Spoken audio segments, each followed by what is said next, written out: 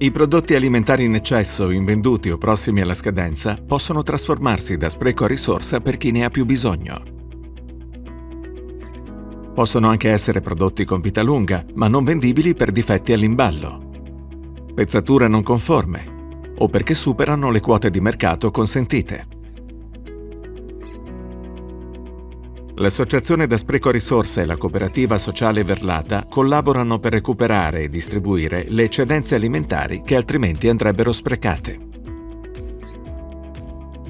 Quotidianamente i nostri furgoni fanno il giro dei supermercati o dei produttori per recuperare i beni invenduti, stoccarli e farli arrivare a persone in stato di necessità.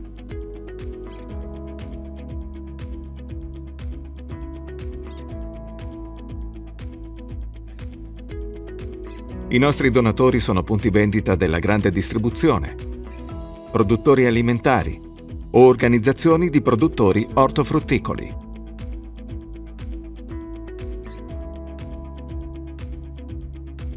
Le donazioni spaziano dai cibi secchi ai prodotti freschi, fino ai prodotti per il benessere e la salute.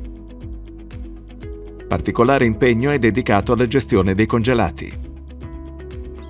Con il nostro progetto capofila Eccedenze sotto zero, in partenariato con Unicom, carne, pesce o prodotti affini vengono congelati direttamente nei punti vendita prima della loro scadenza naturale, allungandone l'opportunità di consumo.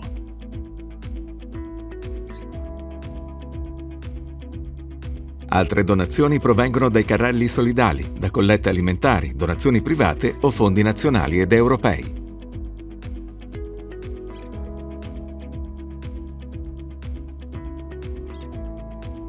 Le eccedenze recuperate vanno a rifornire i nostri empori solidali, diretti a Schio e Tiene e indiretto a Villa Verla.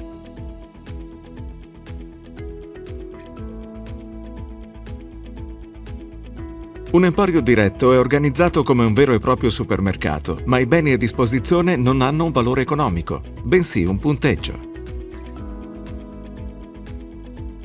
I beneficiari accedono autonomamente e fanno la spesa tramite una tessera caricata a punti, nella misura prevista dal loro progetto di accompagnamento.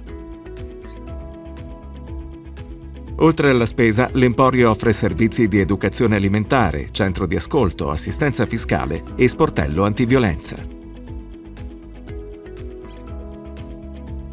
Negli empori diretti viene svolta anche un'attività di inclusione lavorativa di persone con disabilità.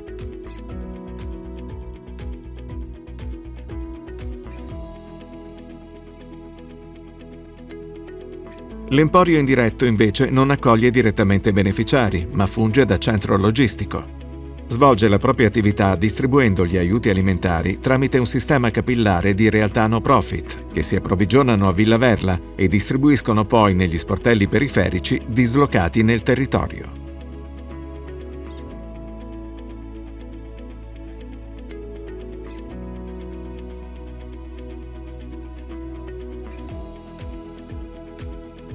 I beneficiari sono persone o famiglie in stato di necessità economica o sociale. L'accesso agli empori richiede una procedura formale o la presa in carico da parte dei servizi sociali del comune di riferimento.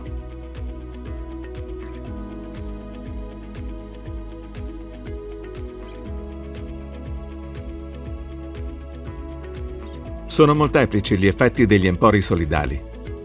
I beneficiari ricevono un aiuto concreto. Gli enti pubblici integrano i servizi di sostegno alla popolazione. Gli esercizi commerciali e produttori alleggeriscono gli oneri di magazzino e smaltimento e possono usufruire di sgravi fiscali.